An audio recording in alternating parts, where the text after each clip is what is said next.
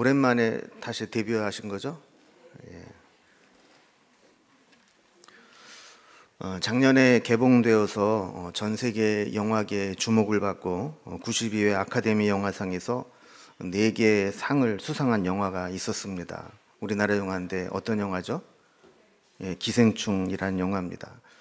온 가족이 백수 집안이 있었는데 그 가정에 한 사람씩 부잣집에 취업을 해서 들어가서 부잣집에서 기생하며 살아가게 된다라는 설정으로 영화가 만들어졌습니다. 하루는 이 아들이 부잣집에 과외 선생님으로 이제 들어가기 위해서 학력을 위조하기 위해서 이 위조한 서류를 가지고 가면서 당당하게 아버지에게 이야기를 하죠. 아버지, 전 이게 위조나 범죄라고 생각하지 않아요. 내년에 꼭 이 학교 학생이 될 거거든요. 이러면서 이제 위조한 이제 학력 위조 서류를 가지고 나아가는데 이 아들을 향해서 아버지가 한 유명한 대사가 있죠. 아들아, 너는 계획이 다 있구나. 예, 이런 이제 대화가 아주 이제 유명한 이제 대사입니다. 여러분은 어떻습니까? 여러분 인생에 계획이 다 있습니까? 많은 사람들이 인생을 자기 계획대로 되지 않는다라는 것을 깨닫고 난 후에 계획하는 것 자체를 포기하고 되는 대로 살아가는 경우가 많습니다. 그 영화에도 보면 아버지와 아들이 대화를 나누는데 아버지가 아들에게 이런 이야기를 합니다. 이 세상에서 절대 실패하지 않는 계획이 뭔 줄 아니? 무계획이야. 왜냐? 계획을 하면 반드시 계획대로 안 되거든, 인생이. 그러니까 계획을 안 세우는 것만이 가장 완벽하게 실현시킬 수 있는 계획이라는 겁니다. 자, 그러나 어떤 사람은 그럼에도 불구하고 인생에 계획을 세우고 그 계획을 이루도록 노력하며 살아갑니다. 설령 자신이 세운 계획과 목표대로 되지 않는다 할지라도 인생의 목표와 목적지를 정해놓고 그것을 향해 달려갑니다. 현실이 힘겹게 돌아가는 것처럼 보여도 중간중간 지금 내가 올바른 길로 가고 있는지, 바르게 살고 있는지를 돌아보고 혹시 잘못된 길로 가고 있다면 궤도 수정과 방향 전환을 이루며 살아갑니다. 자, 오늘 본문에 보면 야곱에게 이런 자기 인생의 목표에 대한 집념이 있었던 것을 보게 됩니다. 지금 현실은 더 이상 자기 힘으로 어떻게 할 수 없는 상황이지만 그는 끊임없이 마음속에 한 가지 생각을 가지고 있는 게 뭐냐면 내가 지금 계획한 인생대로 되고 있느냐, 내가 지금 살아가고 있는 삶의 이 현실이 내가 원래 꿈꾸고 계획했던 인생이냐라는 것을 생각하고 살았다는 것이죠. 지금 야곱은 외삼촌 라반 집에서 처가살이를 하고 있습니다. 말이 처가살이지 종처럼 착취당하듯 인생을 허비하고 있었습니다. 원래 계획은 잠시 피난을 왔다가 다시 집으로 돌아가는 것이었는데 그는 잠시 피난 온 그 자리에서 아내를 얻기 위해 14년 동안이나 종살이를 하게 되고 또 그 사이에 아내가 4명이 되고 자녀는 딸까지 12명을 얻게 되었습니다.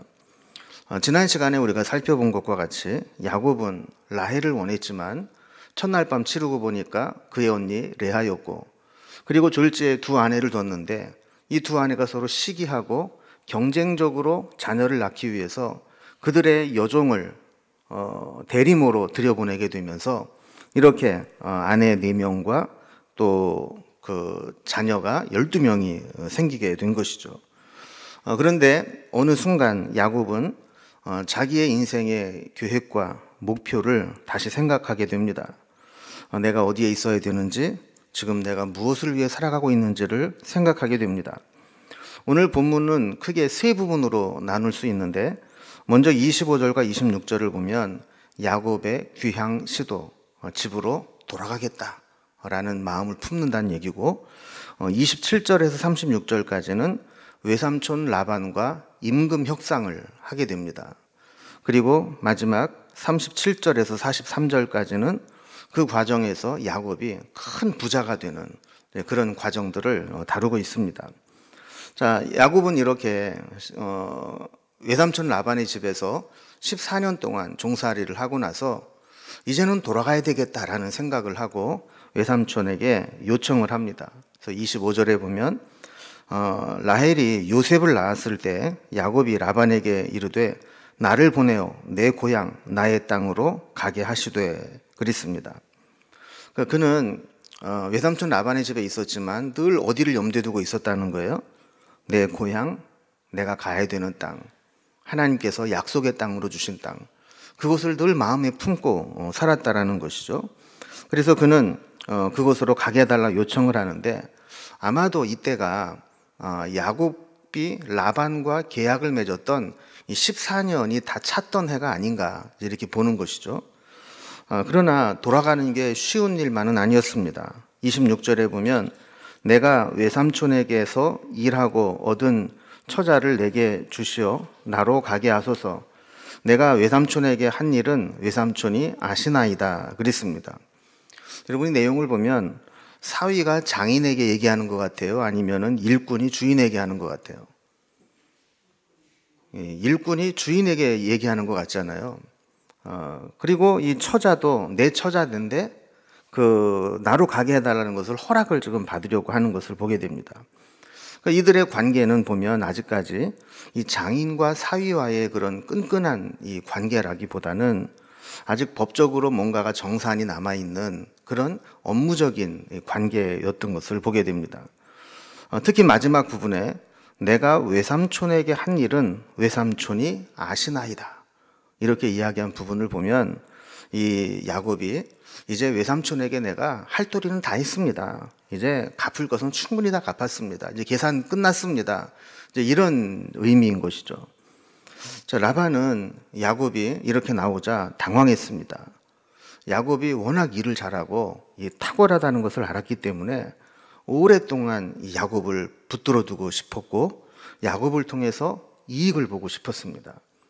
여러분, 사람이 그렇잖아요. 일을 잘하는 사람은 있을 때는 몰라요. 그런데 그 사람이 싹 빠지고 나면 그 자리가 너무 크고 너무 허전한 거죠. 그러니까 라반이 생각을 해보는 거예요. 야, 야곱이 지금 우리 집을 떠난다고 하는데 만약에 야곱이 이 집을 떠나간다면 어떻게 될까? 이 생각을 하면서 지금까지는 야곱을 마치 황금알을 낳는 거위처럼 생각을 하고 야곱만 있으면 야곱이 얼마나 일을 잘하는지 재산을 저절로 막 불어주는데 이 야곱이 떠나가면 어떻게 되나 하는 마음이 든 겁니다. 라반이 야곱을 그렇게 쉽게 내줄 만한 사람이 아닙니다. 라반이 야곱을 붙잡죠. 27절에 보면 라반이 그에게 이르되 여호와께서 너로 말미암아 내게 복 주신 줄을 내가 깨달았노니 내가 나를 사랑스럽게 여기거든 그대로 있으라 그래요. 자, 여기 보면 라반이 보통 고단수가 아닙니다. 할 수 있는 모든 방법을 다 동원해서 야곱을 붙들어 놓으려고 합니다. 그 몇 가지 방법을 쓰는데 첫 번째 방법이 뭐냐면 하나님을 이용하는 겁니다. 그래서 여호와께서 너로 말미암아 내게 복 주신 줄을 내가 깨달았노니 그래요. 그러니까 야곱도 띄워주고 하나님도 언급을 하면서 여기에 내가 있음으로 하나님이 너에게 복을 주셨다는 거예요. 그러니까 이 얘기는 무슨 얘기냐면 야 봐라, 네가 여기 있을 때 하나님이 너에게 복을 주셔서 이렇게 하나님의 은혜와 복이 너를 통해 여기서 나타나고 있는데 왜 여기를 떠나려고 하느냐? 네가 여기 계속 있어야 하나님의 은혜와 복이 여기에서 나타날 게 아니냐 하는 거죠. 그런데 이 말씀을 잘 보면 이게 라반이 신앙적으로 한 얘기는 아닌 것을 알게 돼요. 자, 왜냐하면 이 재미있는 것이 내가 깨달았노니라는 표현이 있잖아요. 이 우리 번역으로는 이렇게 되어 있는데 원어적인 의미가 뭐냐면 내가 점을 쳐보니 이런 뜻이에요. 그러니까 어디 가서 점을 쳐본 모양이에요. 그랬더니 야, 네 집에는 야곱이 복덩어리야. 야곱을 놓치면 안 돼. 이런 이제 소리를 들었던 것 같아요. 그러니까 이 라반은 너는 자타가 공인하는 우리 집 복덩어리야. 그런데 어디를 가? 이제 이런 내용이죠. 자, 두 번째로 이 라반이 야곱을 붙잡는 방법은 인간적인 정을 이용하는 겁니다. 내가 나를 사랑스럽게 여기거든 그대로 있으라 하는 거예요. 거꾸로 말하면 네가 나를 떠난다는 거는 나에게 미움이나 나쁜 감정을 가지고 있다는 것으로 받아들이겠다는 거예요. 그러니까 우리가 서로 사랑스러운 관계 아니냐 하는 거예요. 더군다나 지금 자기 딸과 손주들이 있는데 다 데리고 나가면 어떻게 되느냐 하면서 인간적인 이제 접근을 하는 거죠. 자, 그리고 세 번째, 거절하기 힘든 제안을 합니다. 이게 뭐냐면 임금 협상을 하는 겁니다.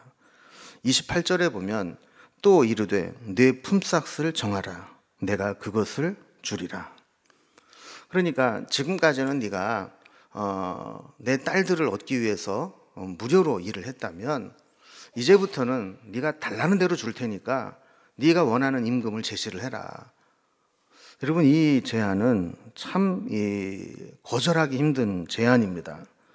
여러분, 야곱이 이 외삼촌 라반의 집에 와서 한 14년을 살다 보니까 어느덧 대가족이 됐어요. 혼자 왔는데 지금 혼자 와가지고 아내가 4명이에요. 그리고 자녀가 딸까지 12명이에요. 그럼 총 식구가 몇 식구예요? 1 더하기 4 더하기 12, 그러면 17명이잖아요.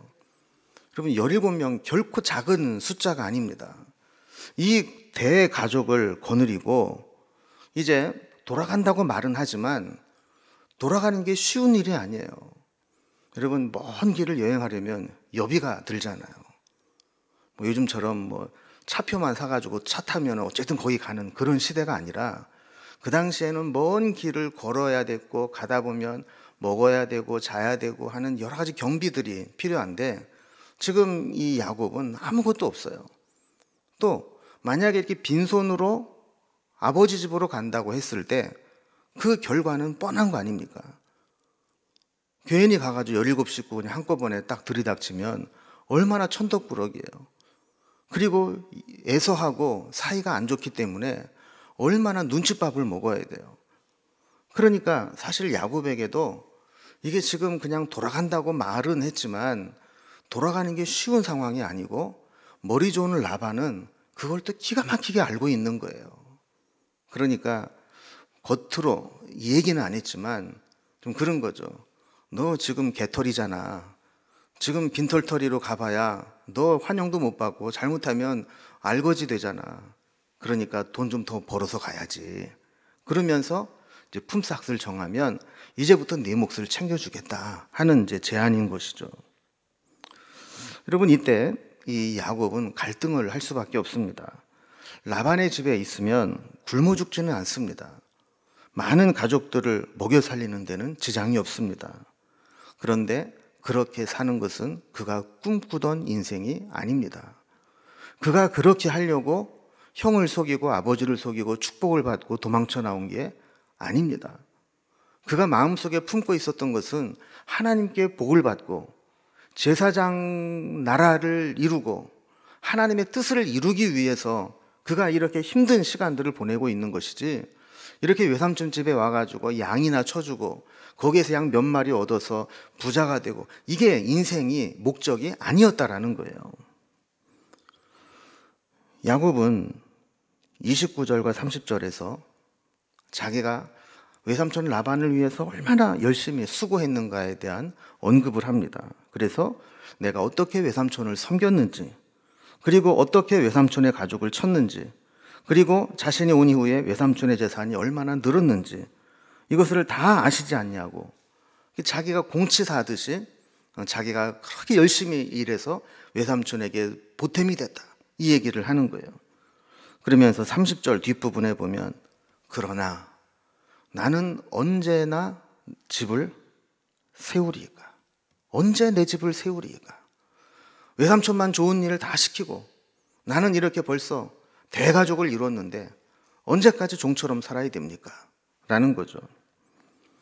여러분, 이 야곱의 이야기를 보면 인간관계를 통해서도 우리가 좀 배울 수 있는 게 있는데요.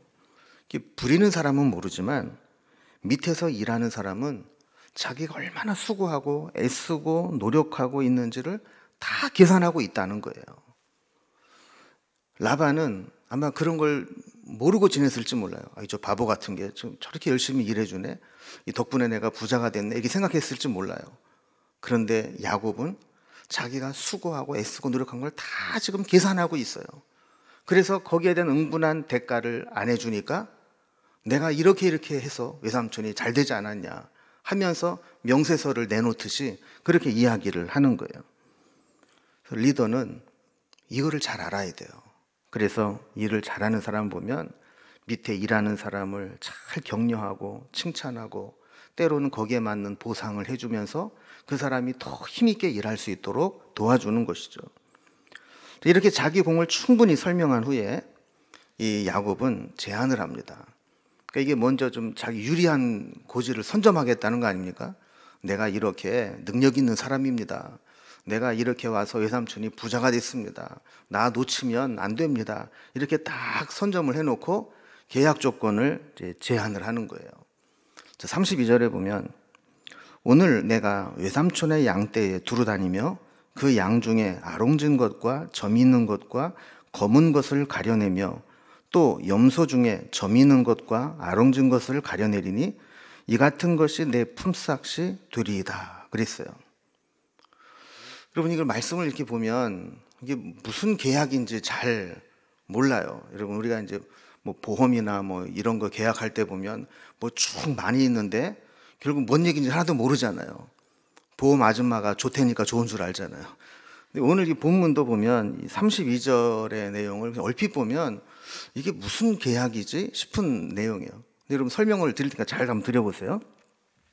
자, 야곱이 양과 염소를 외삼촌 거를 받아서 치고 있는데 양과 염소가 제각각이잖아요.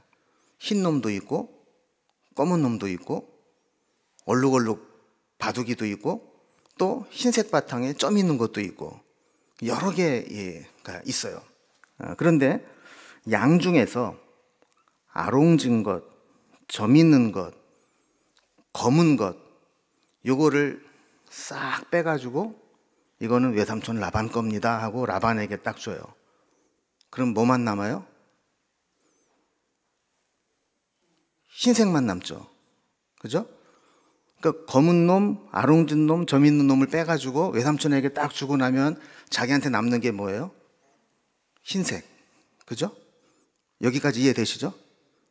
자, 그리고 염소 중에서 점 있는 것과 아롱진 것을 가려서 라반에게 줍니다. 그럼 뭐만 남아요? 흰색과 검은색만 남아요. 자, 그리고 나서 앞으로 외삼촌에게 주었던 아롱지고 점 있고 검은 양, 그리고 또 염소 중에서 점 있고 아롱진 것, 이거는 외삼촌 거고 이제 내가 남은 것은 흰색 양하고 또 검은색, 흰색, 염소만 남는데 내가 이 양을 치겠다는 거예요. 그리고 이 양을 치면 새끼들이 나올 거 아니에요. 새끼들이 나올 때 그 중에 아롱지고 점 있고 검은 놈만 내 거고 흰색은 다 외삼촌 겁니다 이거예요. 여러분, 그러면 보세요. 지금 아롱지고 점 있고 얼룩덜룩하고 이런 거는 어떤 놈들이 새끼를 낳아야 그런 게 나올 것 같아요? 점 있고 아롱지고 얼룩한 거, 그 놈들이 새끼를 낳아야 그런 게 나올 거 아니에요.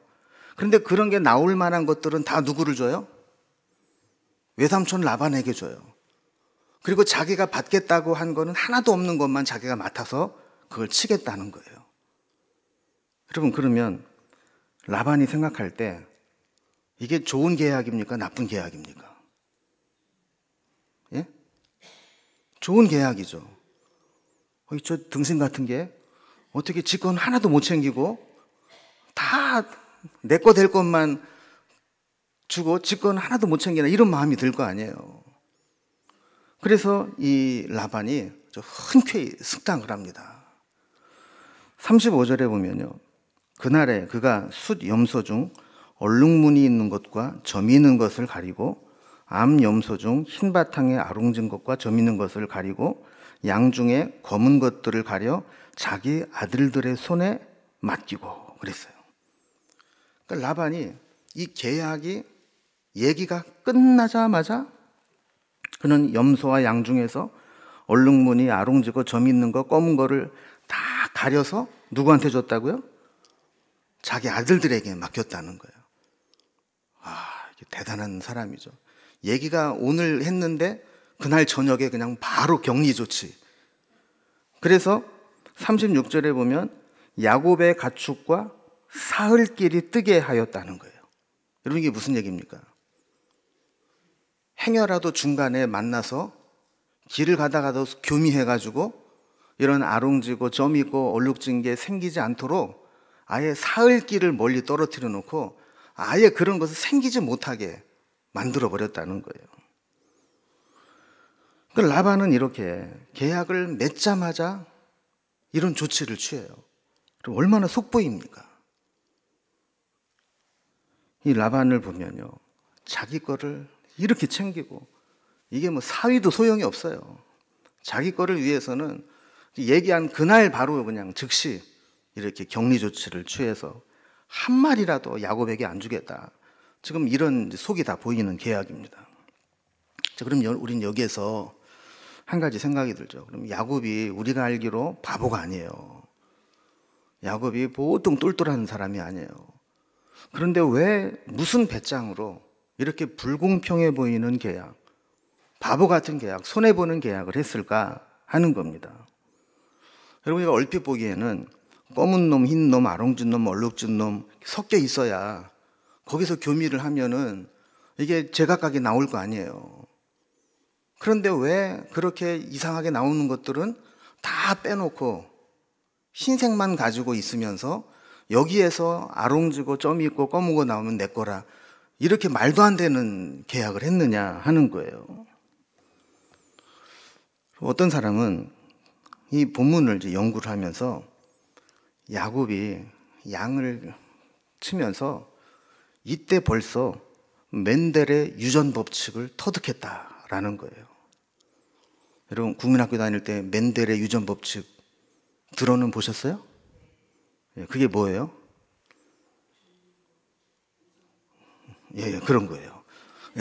근데 이거를 야곱이 그때 알았다는 거예요.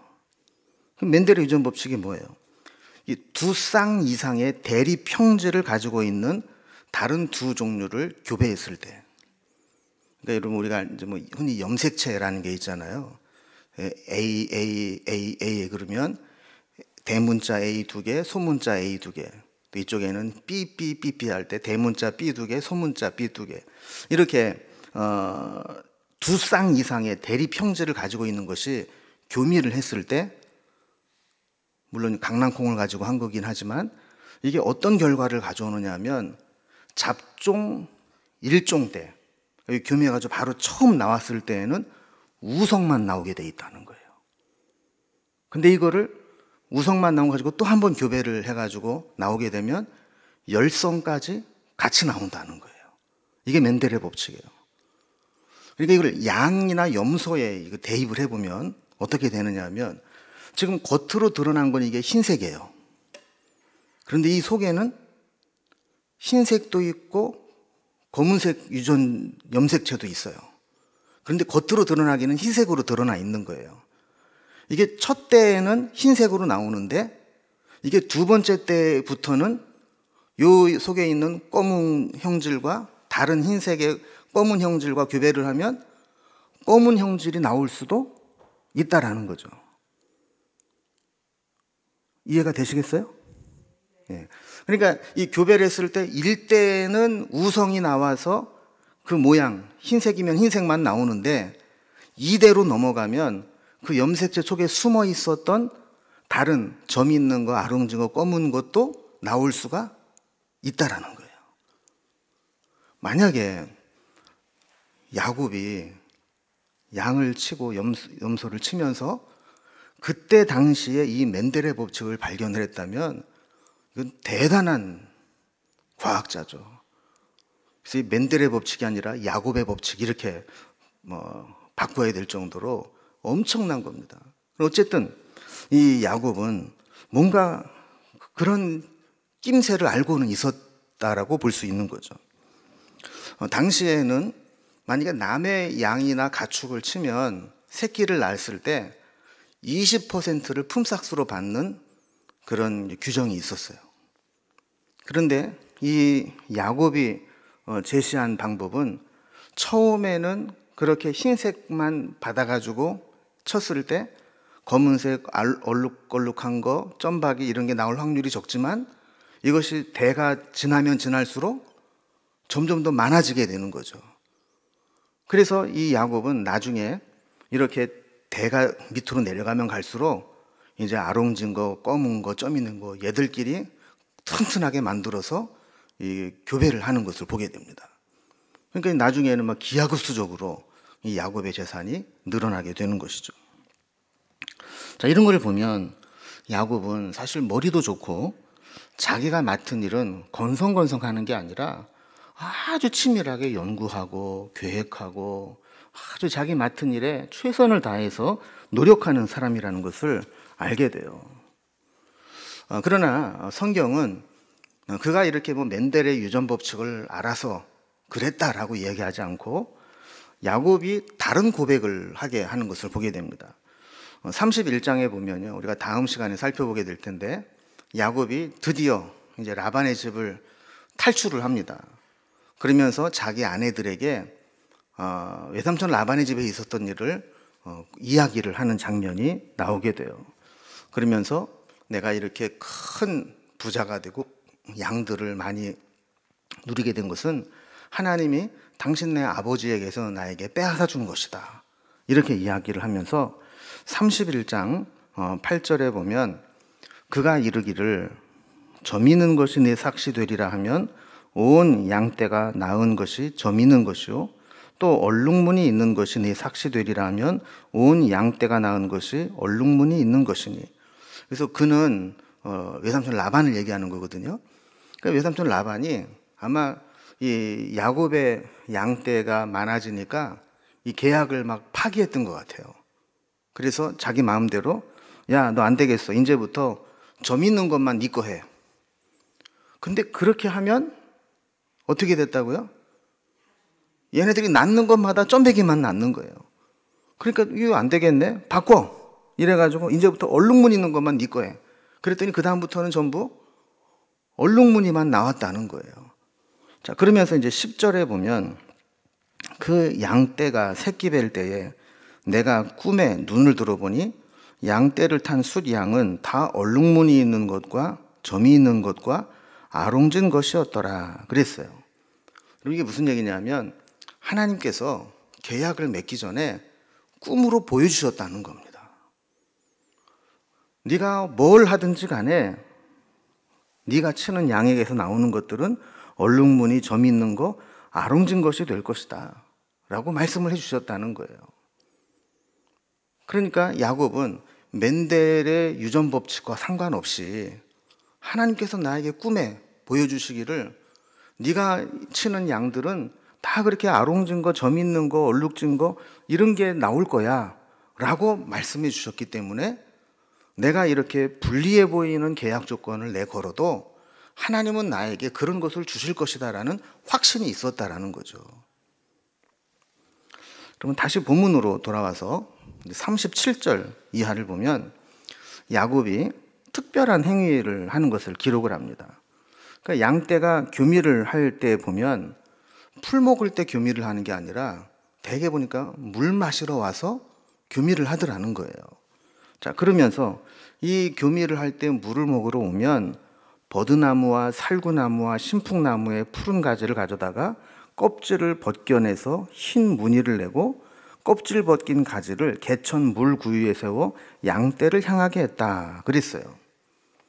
자, 그러면 이 나무들의 껍질을 벗겨내 가지고 그 줄기를 그 물 마시는 데 앞에서 이렇게 놓으면 이게 물가에 어른어른할 거 아닙니까?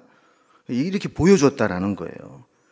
근데 이렇게 그 나무 가지를 그 물가에 물 마시는 데 앞에다가 이렇게 보여준 게 이게 단순히 그 짐승들의 그 잉태를 돕기 위한 것인지 아니면 이렇게 얼룩지게 만든다고 민간요법으로 전해져 내려온 건지는 확실하지 않아요.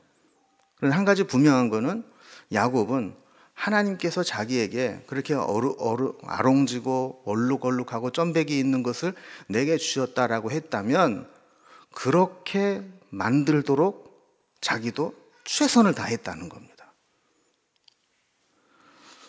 그 결과 39절에 보면 가지 앞에서 새끼를 뱀으로 얼룩얼룩한 것과 점이 있고 아롱진 것을 낳으니라 그랬어요. 40절 이하에 보면 이 야곱이 이제 구체적으로 이렇게 했다는 겁니다. 튼튼한 것들이 새끼를 뵐 때에는 개천의 양떼의 눈앞에 가지를 두어 가지 곁에 규미하여 새끼를 베게 하여 얼룩거리고 점 있는 것들을 유도하여 자기 것으로 삼고 약한 것들은 가지를 두지 않아서 라반의 것이 되도록 했다라는 거예요. 그러니까 실제로 이런 가지를 눈앞에서 이렇게 어른어른 해가지고 이 시신경을 자극을 해서 이 얼룩거리는 것이 나오게 됐는지는 과학적으로 증명할 방법이 없어요. 그러나 결과적으로 그렇게 했을 때 야곱이 튼튼한 것들을 그렇게 해가지고 새끼를 베면 다 그런 쥐것들만 나오게 되었다라고 이야기를 하는 거죠.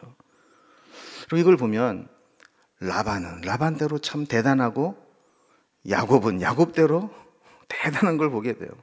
라반은 자기 사위지만 한 마리도 안 주기 위해서 계약하는 그날 다 격리시켜 놓고, 야곱은 야곱대로 자기 양떼를 만들기 위해서 자기가 할 수 있는 모든 방법들을 다 총동원하고, 결과적으로 어떻게 됐습니까? 43절에 보면 이에 그 사람이 매우 번성하여 양떼와 노비와 낙타와 나귀가 많았더라 그랬습니다.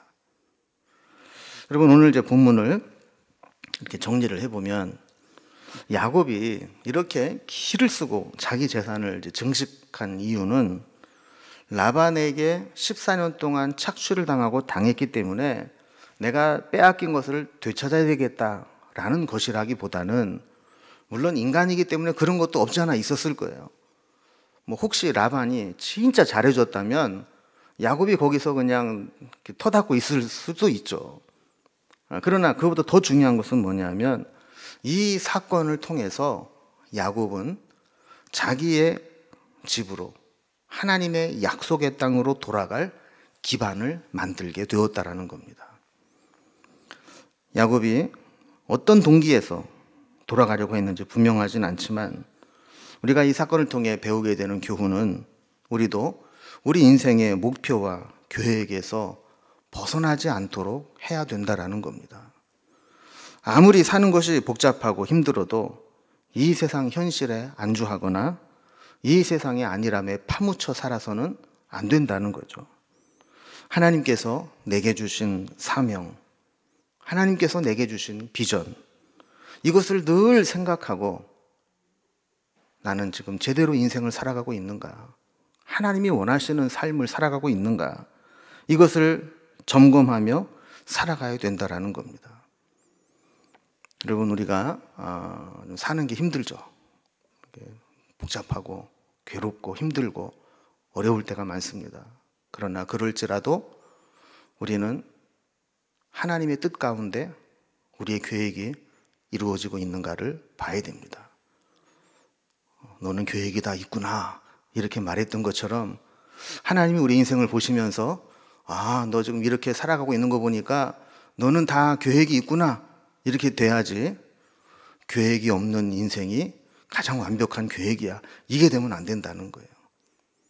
여러분, 우리가 돌아보면서 나는 하나님의 부르심을 향해 지금도 똑바로 달려가고 있는지 그것들을 점검해보고 하나님의 뜻 가운데 방황하지 않고 하나님의 뜻을 이루는 삶이 되기를 주님의 이름으로 기원합니다. 기도하겠습니다.